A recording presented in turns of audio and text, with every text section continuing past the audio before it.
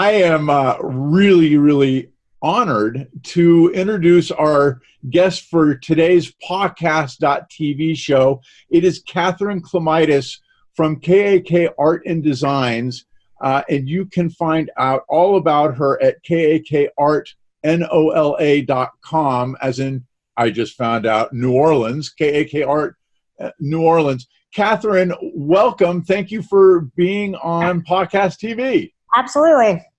Now, you are in an interesting position because you have a little something called, that obviously hasn't gotten in your way, called osteogenesis imperfecta.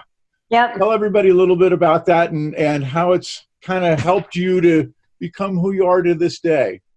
Osteogenesis imperfecta is basically just some big words. It means brittle bone disease. It means that my bones grow abnormally and they break really easily. The statistic I like to give people is I had broken 500 bones by the time I was 10, and we just stopped counting at that point. Basically, it's gotten better as I've gotten older as far as the rate at which I'm breaking, but it still does happen. I mean, I can sneeze or cough or move the wrong way and break a rib or whatever. It was much worse when I was younger, but so basically when I was growing up, I couldn't do the same things that most of my friends could do. My parents made sure I was in a mainstream school, and because I was smart, I didn't need to be in a, quote, disabled school, and I was bored. So my parents tried to keep me occupied, and basically my mom had to find something that I could do, that would keep me busy. Otherwise, I think she'd probably kill me. So she bought me my first watercolor set when I was 5. And at that point, I just got really interested in it. And it turned out that I was actually pretty good at it, which, as good as any 5-year-old ever is at art. And my parents made sure that I got, from then on, I got to try all kinds of media: watercolor, acrylic, glass blowing, even some mosaic, some sculpture, that kind of thing. And I just got really into it. And I started taking private lessons from actually I took private lessons from a college professor from the time I was 13 to the time I actually went to college. And I just got better at it. And my parents were veterinarians. So I grew up doing their clients' pet portraits. So as a teenager, it was kind of nice because I had spending money that most teenagers don't have. Fortunately or unfortunately, depending on how you look at it, that also came with my mother saying, okay, well, I'm not buying you the toys you want in between Christmas and birthday. Now I'll buy you the things you need, but if you want a toy or something, you gotta go paint another dog or cat or whatever and make money and, get it yourself. So it was good though, because it taught me how to manage money really young, and I think that's important. But yeah, so that's brittle bone disease. I use an electric wheelchair. What's interesting about this disease is it can be really severe, like mine, or it can be not very severe, like you don't necessarily know somebody has it because they can still walk and move, and maybe they've broken 5 or 6 bones in their life randomly, but other than that, they're basically fine. So I just happen to get one of the more severe types, but there's a big variety in there. I think the thing that really amazes me is just the idea that, for somebody who is, I don't know quite the right term, but fully functioning body, to see what you have done and what you have become, and the level of, and looking at your art, your watercolors, they're stunning. And so I look at where you've come from and say, my God, the things that you've done art-wise, and you also make jewelry. I do. You've written a couple of books, haven't you? Yeah, so I wrote a book called Looking Up. It was my senior, for lack of a better term, it was my senior thesis, which basically it was like my college final project. I graduated in graphic design because I started off in fine arts, and I realized really quickly that in order to not be a starving artist, I would have to put out so much work and physically that wasn't an option. So I switched like my sophomore year into graphic design, and quite honestly, I mean, I like it. It pays the bills, and it's it's still creative, and it's good. It's not art exactly, but it's it's good enough. So Looking Up was my senior thesis, and it's about me, and it's got a lot of photography and that kind of thing in it. And then recently, actually, it just got published last Monday, I believe, officially. I collaborated with a good friend of mine named Yvonne Crummins, and we did a book called Breed All About Us. And it's a book that features 64 dog breeds. And we tried to do some of the most common ones. But it was hard to narrow it down to 64. I painted a portrait of each one, just kind of breed standard.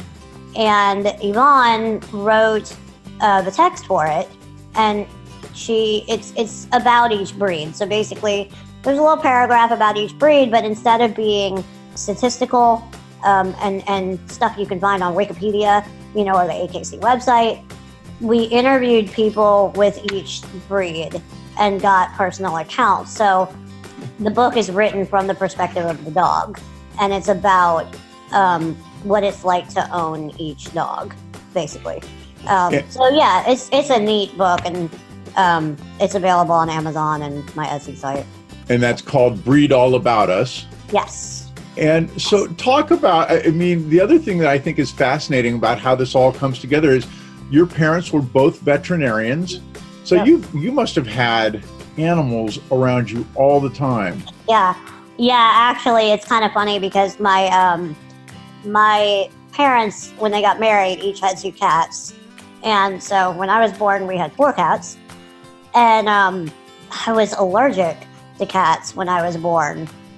And my grandparents really wanted my mom to get rid of the cats, because, I mean, my eyes would just get puffy. It wasn't anything life-threatening, it was just, uncomfortable. And my mom was like, well, no, I mean, they were here first. I'm not getting rid of my cats. So I actually grew out of that allergy by the time I was about 2. And I mean, I love cats, but yeah, I mean, we got my first dog when I was 2. And I mean, we've never had we had 1 dog until I was about maybe 8 or so. And we've had no less than 3 since then. So we do a lot of rescue. I mean, with veterinarians, it's just, it comes with the territory. But it's so between that and your desire to do art, it's really kind of shaped the direction of your life, hasn't it? Definitely. Talk a little bit about the paintings that you do. I mean, it's everything from dogs to elephants. I'm looking on your site, KAK Art NOLA.com. Talk about how you go through the process of painting these and how you pick. It's hard. Sometimes I find a photo that I just really like. And that's, other than commissions, other than like pet portraits, that's more common. That I'm just, scrolling through Facebook, or I'm scrolling through Instagram or whatever, and I see a photo, I'm like, ooh, I really like that. That would make a great painting. So I save it, and I have a folder in my computer, with all these a gazillion pictures, that I haven't even begun to get to yet. And because this 64 dog breed thing, this took up pretty much every moment of my day for the last 5 months. But yeah, I mean, normally it's just a photo, and I just work from that. With commissions, I mean, I try to ask people to give me a couple of choices, and sometimes they do, and sometimes they don't. So, but commissions are a little harder because, if I'm painting a random elephant, nobody's gonna know if I change the markings or, the shape or the color or whatever. But if I'm painting somebody's dog, I mean, it's got to look like that dog. You know, they've got to know that it's that dog. So those are a little more challenging.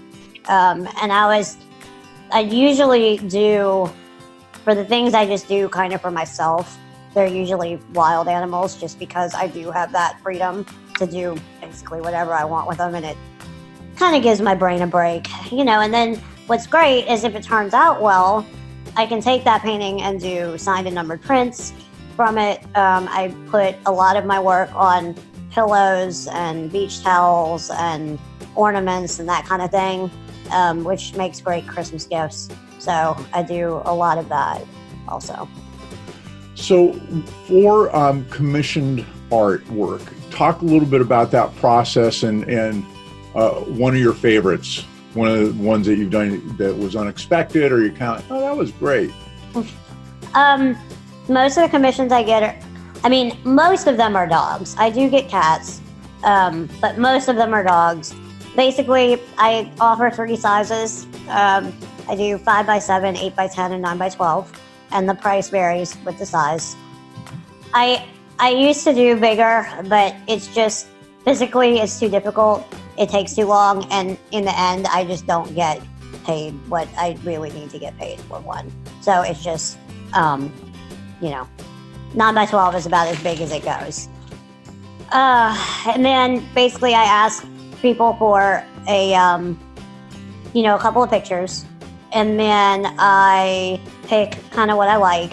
And sometimes we combine pictures, if like they really like this pose, but the lighting is not great, I get another picture and, kind of use that for color or whatever. And then I also do where people say, well, I really want 2 dogs in one painting. I can combine 2 pictures as well. And then I usually take a down payment, and then I do the painting, and that's, the end. The funniest one I ever got, I did a raffle at my mom's clinic one time as a fundraising thing for one of the rescue organizations we work with. And it was for a small pet portrait at 5x7. And the lady that won has a dog that she brings to my mom, but she decided that she wanted me to do her snail instead, her pet snail named Ripper. So Ripper the snail is probably my oddest. It turned out, and she was super thrilled with it. She's like, oh my God, you got his shell markings and everything. Okay, I'm glad you love it. I mean, yeah, so Ripper the snail, he was a weird one. That is just wild, but it was a little weird, but I mean, to each his own, whatever. What do you enjoy about doing portraits, commissioned work? The thing I'm best at is getting the dog's personalities, or the cat or whatever, in their eyes. So, I enjoy portraying each personality because, I live, like I said, I have 4 dogs right now, and they're all totally different, and they all have their own personality and their own quirks and everything. And I really like being able to show that in art. And it really is a skill, isn't it, in terms of getting, to me, the eyes and how they're drawn. I guess that's really where you see the personality the most, isn't it?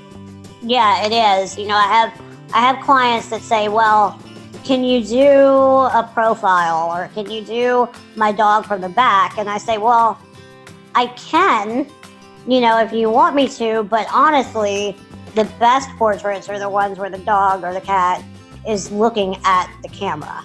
You're seeing into their personality or their soul, for lack of a better word. So I can do more with that. It's a little harder for me to show any kind of individual personality from the back, without seeing their face. Right. The other thing that you do is jewelry. Tell everybody a little bit about that as well. I started doing jewelry when I was about 14. We had a really good friend who did it, and my dad just said, hey, you want to try it? And at that time, I was still a teenager, so I was still trying a lot of different media. And I'm still, to this day, I mean, I said I was really bored when I was little. Well, to this day, I still get bored if I'm doing the same thing for too long. Right. So like right now it's Christmas and I have more pet portraits than I even want to begin to think about right now. This is like my crazy time of year. But, I'll do pet portraits for a couple of days and then take a break and do jewelry just to give my brain something different. It's still creative, but it's a different kind of creativity. And I've been doing, like I said, I've been doing it so like 15 years now. It's a long time. It doesn't seem like 15 years. But I use gemstones, all real stuff, sterling silver, copper, some gold, but that's expensive. So it has to be really nice for me to use gold, but it's all beaded. And it's nice. It does well around Christmas, because people love jewelry for Christmas presents. And I do a lot of in-home art shows. So it's kind of like Tupperware parties, but basically I bring all of my stuff and we set up in somebody's house and they invite all their friends and host a show basically. And then at the end, they get a percentage of what I make and they either, can take it as a check or in merchandise, or I can donate it in their name, to the organization of their choice. So I do a lot of that around Christmas. I have like 4 of those in the next 4 weeks or some ridiculous amount of time. So yeah, the jewelry does really well at that time also. And by the way, one of the things that you can find out on KAK Art NOLA.com is about Katherine, what she does in terms of graphic design, her watercoloring, the at-home parties. You also do public speaking. I do. That's kind of new. I've always, anytime somebody's asked me to come talk to a class or something like that, I've always been open to doing it, but I'm doing it a little more seriously now. Like I've actually put thought into, a speech and had a slideshow and all that stuff. And it's been good. I just spoke to a high school class at my alma mater yesterday, and it's been good. So I think I have a really unique perspective, and not a lot of people think about a lot of the things I have to think about every day. So I think it can be applied to a lot of different groups of people. So yeah. What is the message that you want people that you speak to take away? I mean, this is going to sound kind of cliche, but it's one of those, and this is kind of the message of my looking up book also, which is like, if I can do it, you can do it. I mean, I can't stand, enabling is a huge problem right now. Parents these days are enabling their kids so bad, and it's just, I was not enabled ever, and I had broken bones all the time. My parents made me want to work, and some of that may be because they own their own businesses, and I just grew up in that environment. But my mom would let me feel sorry for myself if I was really hurting for like a day, and then after that, it was, okay, that's it. If you felt sorry for yourself, it's time. Get up, do whatever, do what you can, and, move on. I look around and I see people that are physically able to do pretty much anything, and they just don't. And that's really frustrating to me. Yeah.